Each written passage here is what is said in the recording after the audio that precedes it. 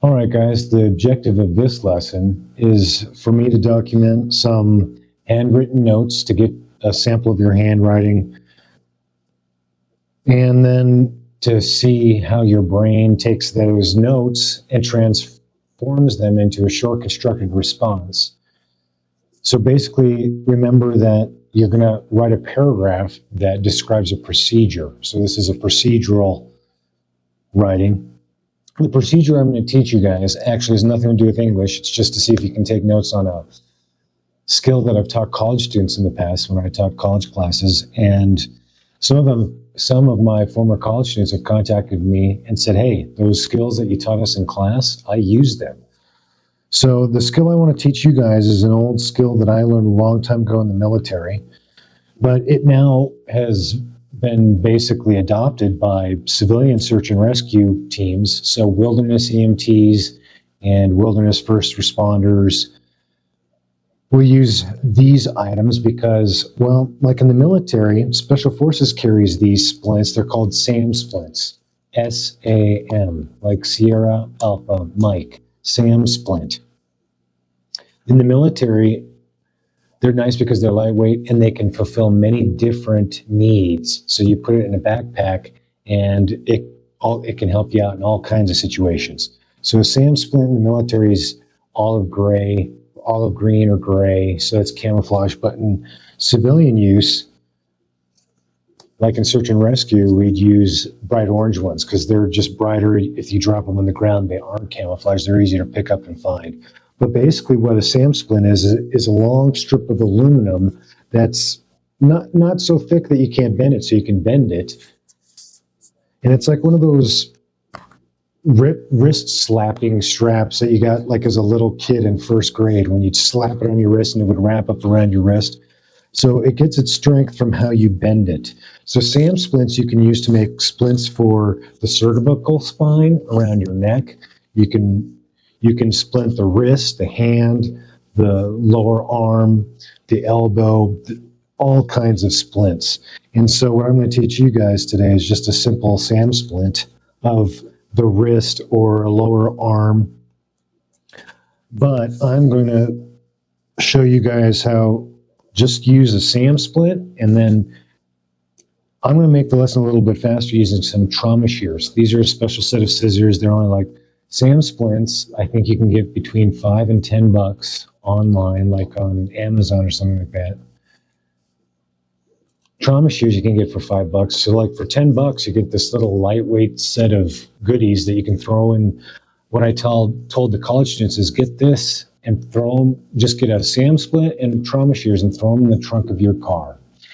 And you might never know when you could use them. And so one of the stories is college students called me up and said, hey, we were on our way. It was 4 guys. I think they were on the basketball team together.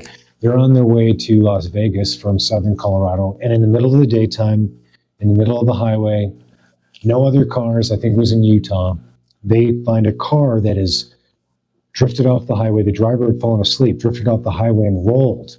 And the driver and the passenger were ejected, and the passenger had a badly injured lower arm.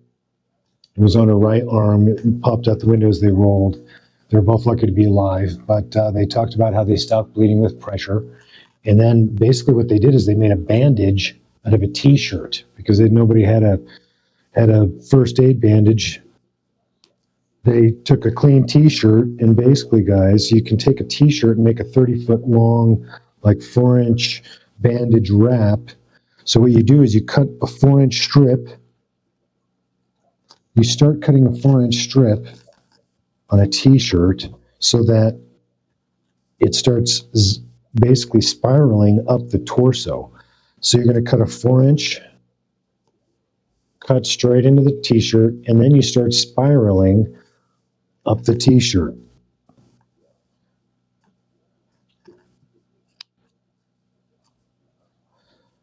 So I just am careful not to accidentally cut through 2 layers by accident. And I just start working my way up, making a 4-inch strip of T-shirt that's going to eventually be 25, 30, around 30 feet long. And that's what I'm going to use to then, as a bandage basically, so that I can continue putting pressure on a wound. I can secure a splint to an injured extremity.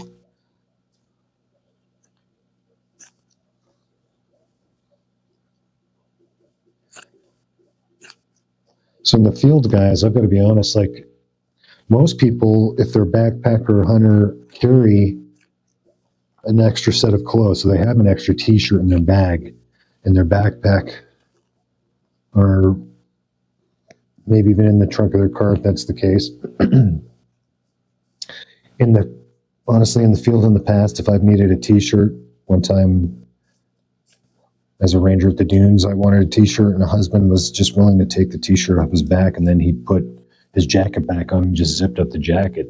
He's like, here, take this. And we're able to create a bandage for his wife who had fallen sandboarding and broken her wrist.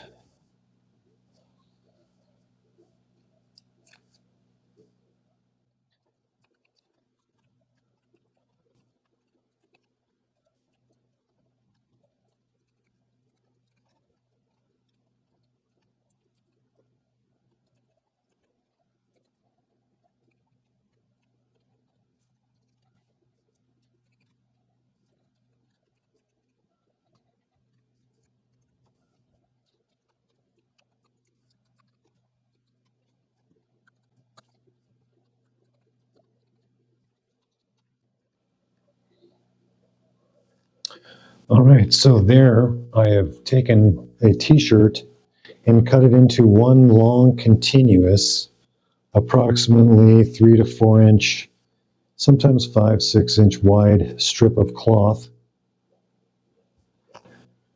that I can use as maybe a 24 foot, like 24 feet, or maybe even a little bit more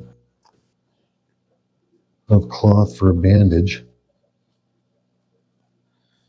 If there were an injury, if there were an open injury, of course you'd want to clean the injury so that it didn't become infected. But let's say somebody had fallen and broken their wrist, sandboarding out of the sand dunes or skateboarding, and you're far away, you're more than an hour away from an ambulance just being able to show up and properly air splint it and take you up to the hospital, but instead you have to walk out like you're a hunter or you're a hiker or you're in the middle of nowhere in the desert and come up on a car wreck, and it's going to be an hour before the ambulance shows up or before you can get that person to the hospital. And so you want to make them comfortable and not have them injured anymore. This splint for a lower extremity wrist or arm splint, you put a couple bends in the SAM splint in that aluminum so that it's basically an aluminum strip covered by foam. And so this foam takes away any sharp edges that might bite into skin, but it also allows one to bend the aluminum in a fashion so that, like those little wrist slapping strips when you were a little kid in elementary school, once you put a bend in it, it no longer, it's now very stiff, and it provides protection to an injured extremity. And so if somebody had a broken wrist or an injured wrist, of course, they'd be guarding it. They'd be holding it up against their body so that it didn't become further injured. And you would just very gently, in some cases, if it's just gently sitting in the car, you might just take your bandage and wrap it around their torso and use their body as a splint. But if they're going to have to walk around, ride a horse, do anything that's going to jar those broken bones, bones have more nerves per square inch of tissue than any tissue in your body. And so when broken bones scrape against each other, it can be overwhelmingly painful. Just so painful, people can't see colors, they scream out horribly. So what you do is you put a little bit of traction on most fractures where you pull those little broken bones apart, you put them in a cast, a temporary cast or a splint, and then you take your bandage system after you have the lower extremity, and you would be able to use both hands because you would be treating a patient, but I'm going to pretend like I'm self-treating. So what you do is you wrap from the extremity inward so that you don't build up pressure. And the pressure you want to use when bandaging, when you pinch off a blood supply, your hand will go to sleep. You'll get those tingles. You don't want to, unless the person is bleeding to death out an artery where you see it spurring, you don't want to cut down the blood at all. You want it to circulate. You want to start it healing with a good blood supply. So you want to make it as secure as possible without affecting the blood circulation. So I'm going to, just like a doctor might, as I wrap it, I'm going to ask somebody if they still have good sensation. And I'm just going to remember not to let I don't want my bandage to get really small and tight like a shoelace, because that will bite in and cut off circulation. I want to keep it nice and wide so that it secures the extremity to the splint, but it doesn't cut off circulation. So I'm basically making a temporary cast with my bandage. I'm going to take my time, and I'm just going to make sure it doesn't wrap up like a shoelace, but instead it stays like a nice, thick, wide bandage. I do not want to affect the circulation.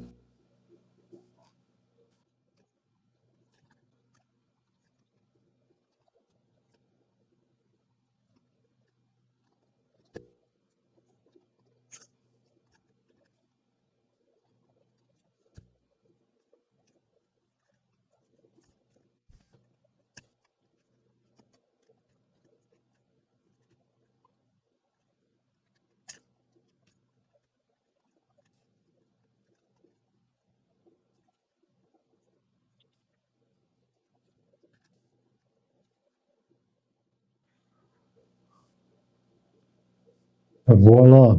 And there I go, guys. I've got a pretty decent, semi-professional lower arm extremity splint, or a casting system, a temporary casting system, until I can get to the hospital and have it x-rayed, make sure those bone shards aren't sticking in the arteries or vessels or anything like that, make sure it's going to heal properly just like before it was broken.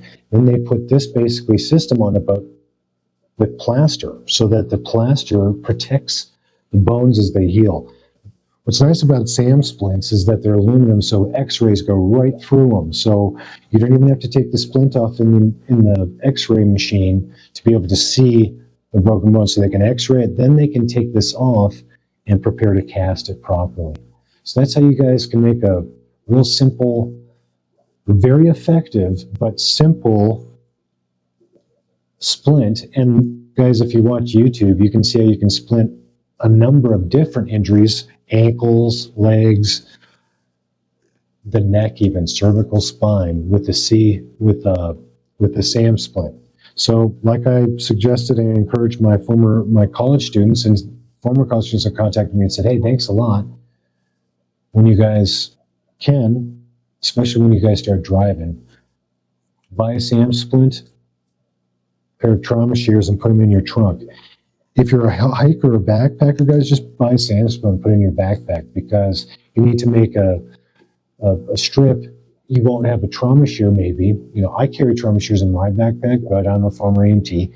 You guys, you can make these with a knife. For college class demonstrations, I would once in a while just pull out a buck knife and take a t-shirt and slice it. It takes a lot longer than when you're doing it with trauma shears, but you can slice up a t-shirt the same way with a knife. You can make a very quick, easy field cast, a field splint, with a SAM splint, and a knife for trauma shears, cutting a t-shirt. Now you guys have a new skill. Expeditionary splinting. In the old days, the military developed it, the SAM splints, the Special Forces splint system. If you guys need to watch this video again, from your notes that you take, then just write a paragraph. Pretend like you're rewriting this lesson for a 6th grader. So you want to keep it relatively short, concise, but remember the right details and put it in order so that it would make sense. So if somebody didn't watch this video, they could They probably wouldn't be able to make this without watching a video, but try to get them as close to this splinting system as you could with the paragraph. Thanks.